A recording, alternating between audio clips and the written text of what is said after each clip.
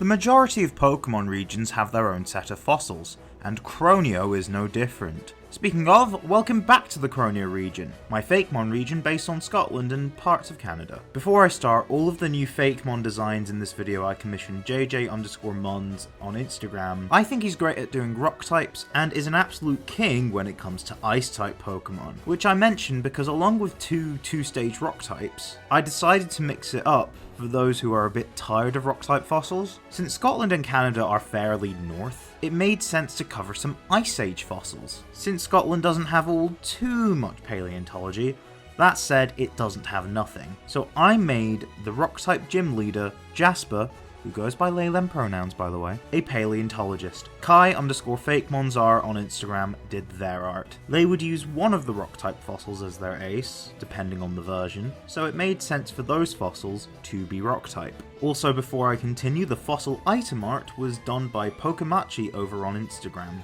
I've commissioned him for most of my items and he's currently my go-to for item art. I don't have a map yet, but I will say there will be water routes towards the middle of the game, starting between gyms 3 and 4. There is an island in these routes covered in snow. This tundra is where you'd find most of the ice types, as well as a town called New Freezington and the ice type fossils, the Frozen Claw and the Frozen Horn. Jasper meets you here, introduces themselves and allows you to pick one of the fossils. They pick up the other fossil, which they revive in front of you when you get to their town. They are the 6th gym leader, so I feel it's only fair that they're single stages, so that they're fully evolved off the bat. They'll also be pretty strong as well. Both are also based on animals whose modern counterparts are pretty common in Scotland and are loved. And both are ice type, as a common link to when they are from and their environment, much like how most fossils are rock. The first of which is still around, but maybe not for much longer. The red squirrel is really popular amongst locals, but is being outcompeted by grey squirrels. Yes, I know, Squovit and Greedent are already based on these animals, and kind of get them the wrong way round conceptually, but I digress. Where Squirrage here differs is in concept. I think you can already tell the name combines squirrel and rage, and by the design that it's an ice-fire type. Admittedly, I was inspired by Scrat from the Ice Age movies, now with its hot-headed nature making the Pokemon light up. It's just trying to find the acorn it lost and is angry that it's going extinct. It is a fairly recent ancestor to the aforementioned Squovit line, as well as Pachirisu. I imagine something related to squirrels existed in the Ice Age, due to how recent it was, so a near-extinct animal made sense, to highlight an issue. Plus, its fur colour and fur shape really lent itself to the fire type. As for an animal that verifiably roamed the world during the Ice Age is the giant deer, also known as the giant elk or even the Irish elk, which is close enough to Scotland. Modern geographical separation wasn't a thing, and it roamed Europe in general. Deer are very common in Scotland, so although I imagine the deerling line and maybe Stantler roaming around Croneo's landscape in the modern day, their ancestor, Tunstag, roamed it during the Pokemon Ice Age. Since I wanted it and Squirrage to be their own thing, I didn't really care what type they ended up being in relation to their modern descendants. It is Ice Steel, which you could probably tell, with its name coming from tungsten, a kind of metal, as well as tundra and stag, a male deer. It's a steel type because I wanted to reference tubular steel in the design.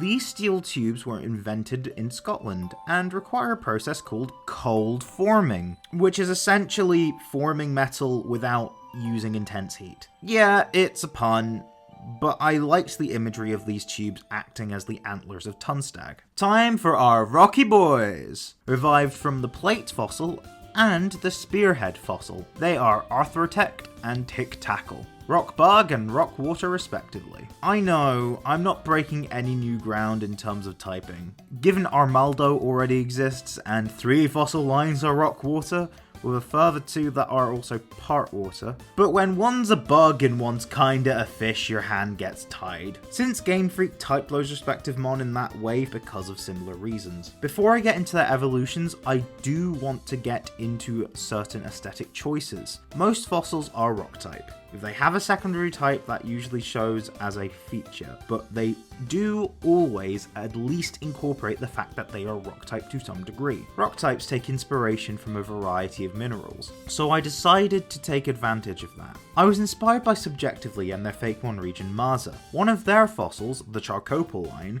takes some inspiration from opalization, a phenomenon that certain fossils experience. One way fossils are made is when a cast is naturally made and minerals form inside said cast when the original remains fully decompose.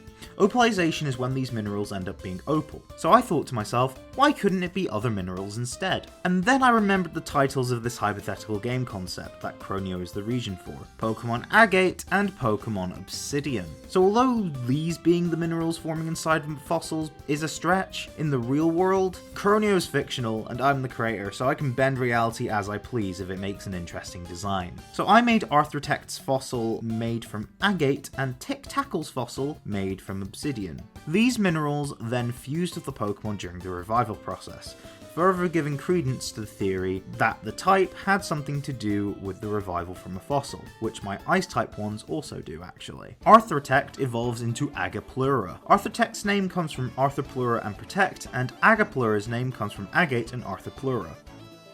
Funnily enough, it is based on the Arthropleura, which existed during the Vision, something like that, stage of the lower Permian period of prehistory. They're essentially giant millipedes, and the largest known land invertebrates of all time. This is why Agapleura is so big. Remains of the Arthropleura have been found in Scotland and have helped to close Romer's Gap, along with other Scottish discoveries. Romer's Gap, for those not in the know, is the name of a time period where basically no fossil data exists. People struggled to find evidence of life during this time. At the time of writing, it is defined to be as early as 360 million years ago to as recent as 345 million years ago. Which doesn't sound very long, but only because we can't fathom how long 1 million years is, let alone 15 million. All this makes an Arthropleura Pokemon necessary for a Scottish region. Since its body is made up of agate, it makes sense to theme it around the past, which is Pokemon Agate's theme and what its box art legendary is the emissary of. The Arthurtect line wants to defend the past, having a sturdy worldview as a result, therefore it has sturdy as an ability, and has a shield motif, with the exoskeleton being made out of agate, and Arthurtect looking like a shield from the top down. Tic-Tackle evolves into Obsidialic. Tic-Tackle's name comes from Tictilic and Tackle. Obsidialic's name comes from Obsidian and Tictilic. Of course, they are based on the Tictilic. Yes, that thing from the meme. It is the first known vertebrate to live on land as opposed to in the water. Again, very important. The first well-preserved fossils of the Tictilic were found on Ellesmere Island in Nunavut, Canada, and even named after the Inuktitut word for big fish. So I would say that covers Canada in terms of important fossil history.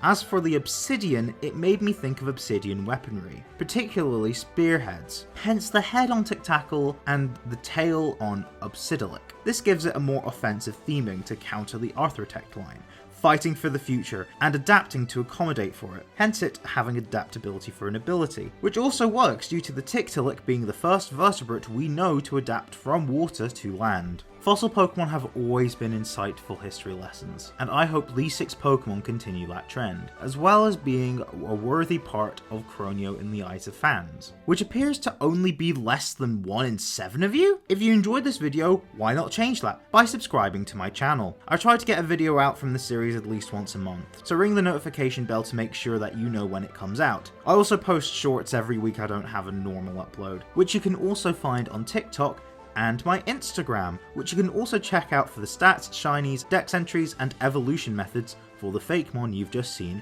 and all my other Fakemon. You can also join the Discord server to speak to fans like yourself. And optionally, if you have the change to spare, to make sure I can keep this going long term, as well as to get access to content early, why not become a patron or a member? Link to my Patreon in the description, or you can click the join button to become a member today. Massive shout out once again to Jay for these fossils and Kai for Jasper, as well as Pokemachi for the fossil item art. We're reaching the end of the Croneo decks, but there's still more I haven't shown you yet. But for that, you'll have to wait. I'll see you all next time. Cheerio!